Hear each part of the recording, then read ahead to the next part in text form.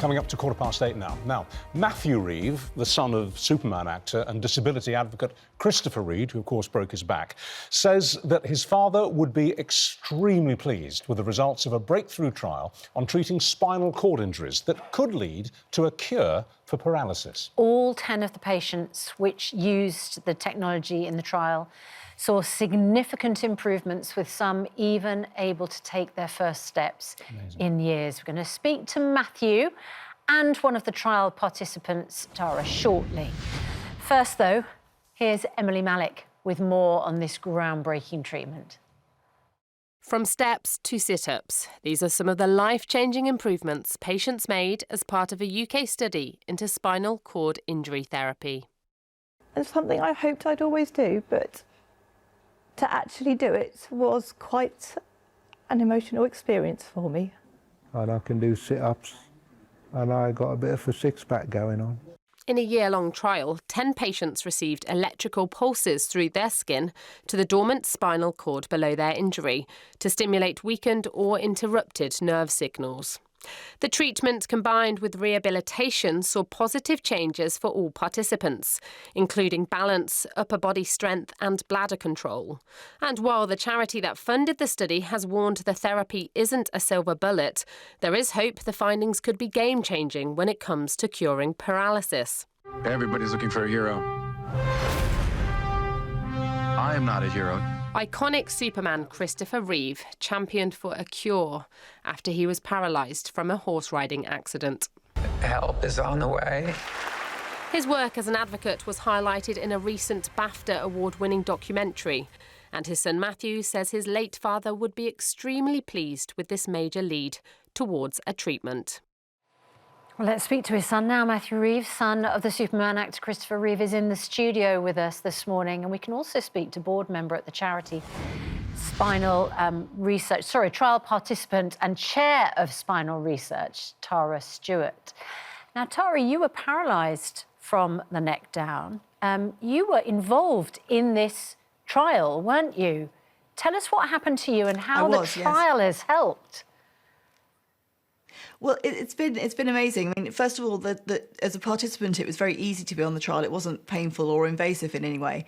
We just had to do 3 exercise sessions with the stimulation a week for a year. And I saw some fairly minor results. My results weren't as exciting as some of the other participants, but even so, my breathing function improved, my torso strength improved, and the gains that I made from the trial have continued since it finished. That's amazing. How did you actually sever your spinal cord? What happened? I also fell off a horse, like Christopher Reeve. I fell off a horse and landed on my head, I'm afraid. And you knew the moment you hit the ground and you broke your neck, basically, you knew straight away what had happened, because you lost all feeling instantly, didn't you? Yes, I did. Well, I heard my neck break. I heard the snap. It was quite a large, loud noise. And then, yes, I was just paralysed straight away from the chest down. I couldn't move. And the point about a complete severing of the spinal cord is it is catastrophic, it is absolute. And people like you are told, aren't you, as you begin your partial recovery, you're told that that's it. For the rest of your life, you will never feel anything from that point down. Is that right? Well, I mean, the spinal cord, actually, interestingly, it's not normally severed. That's quite unusual. The vast majority of spinal cord injuries still have cord left, and that's what this stimulation works on. It works on the spared tissue. But yes, you're absolutely right. You know, when I was injured 10 years ago, I was told there was absolutely no hope for me and that I would never recover.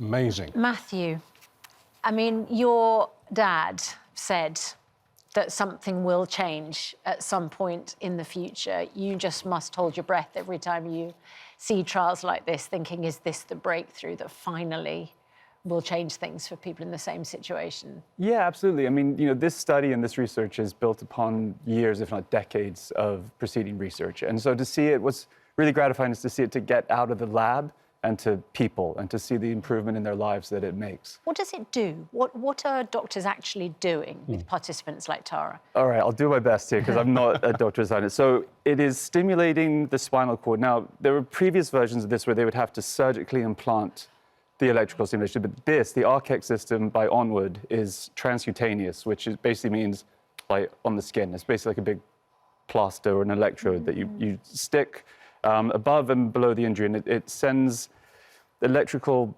shockwaves, basically, that stimulate and reawaken dormant neural pathways in the spinal cord. Even after years? Even after, for example, 10 years there? Yeah, even after years. And, I mean, it is done in conjunction with, as Tara said, a pretty rigorous activity-based therapy program. I mean, getting to these centres 3 times a week for a year, I mean, it's hard enough for regular people to get to the gym 3 times a week. So it's, you know, that combination of moving the body in a particular way and training the muscles and the pathways and reawakening it with stimulation is what's seeing these results. But what's amazing, it's not just functional and motor function that's recovering. People are seeing improvements in body temperature regulation, all these other things that come with spinal cord injury, bladder and bowel control, sexual function, things like that. Yeah, really, absolutely critical things changed. I mean, one participant said everybody cried as she took her first steps with a walker since being paralysed from the waist down. Yeah, I mean, you'd have to be a pretty cold, heartless person not to. I mean, it's pretty amazing when you see people take steps when they haven't been able to. I mean, one hesitates to use the word miraculous in terms of medical breakthroughs like this, but it's close to a miracle to find people who've been told that they will never feel anything below that point again. They'll never have any control whatsoever after breaking their back or their neck, are beginning to get sensations. Where might it lead us? Yeah, I mean, it's miraculous in the sense that it's built on decades and years of work, and a lot of people, you know, committing their lives and careers to this field.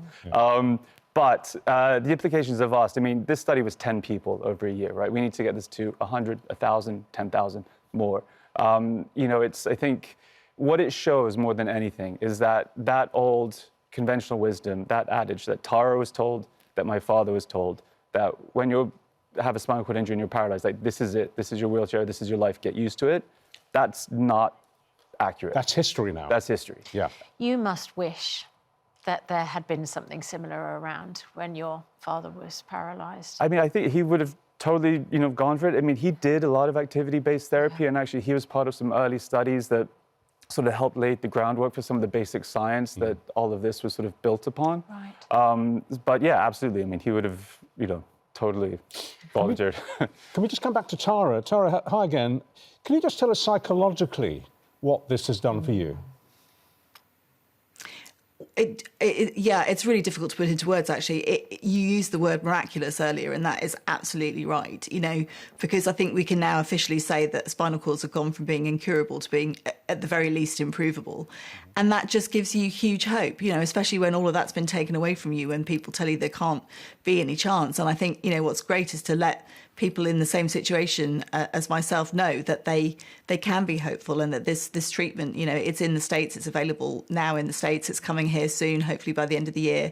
It exists. This is not something that's years and years in the future. So, and we have lots of other therapies waiting in the wings that just need the investment to come forward and bring a full cure and full recovery. As I understand it, the FDA has approved this, but what about the NHS? Yes, so the FDA has approved it. The company that do the stimulator, they are looking to bring it to Europe as soon as they can and get European clearance and UK clearance. And so the timing for that is doing that this year. Okay. And is your feeling, looking into the medium future, maybe 5, 10, 15 years, is your personal hope, your personal optimism, that you might actually be able to take steps again? Yes, well, actually, I mean, from the trial, my improvements have continued. So I have started to be able to move my legs and started to be able to move my legs forward. I can't lock my knees out yet, so I can't take steps on my own. But those improvements have continued, and we saw that happen with a couple of people from the trial as well. So absolutely, and the time frame, you know, if we can get the investment to work on these therapies, you know, major strides forward in 5 to 7 years are not unreasonable, and full recovery 10 to 15 years, you know, out. So it is incredible. Wonderful. Incredible. And what would your father be saying to you, Matthew, this morning? Oh, I mean, he'd probably say something inspiring, intelligent, and insightful. But I know what I can say is that I'm just incredibly happy for the people who have personally benefited from this, and to read these stories about, you know, moms able to hug their children and pick them up and be more active parents and lead more independent lives is just incredible. You are his spitting image, you know. I take that as a compliment. Thank you. It's meant as one. An affectionate one. Well, what an incredible breakthrough. Congratulations to all of those involved. And Tara, we just hope for more progress for you and anyone else involved in this situation, because as you can both attest, this can happen in the blink of an eye, can't it? So thank you. Absolutely. Yeah, thank you so much. What an emotional and positive story this morning in the depths of darkness, that ray of hope. Thank you. 24 minutes past 8. Lorraine's here at 9.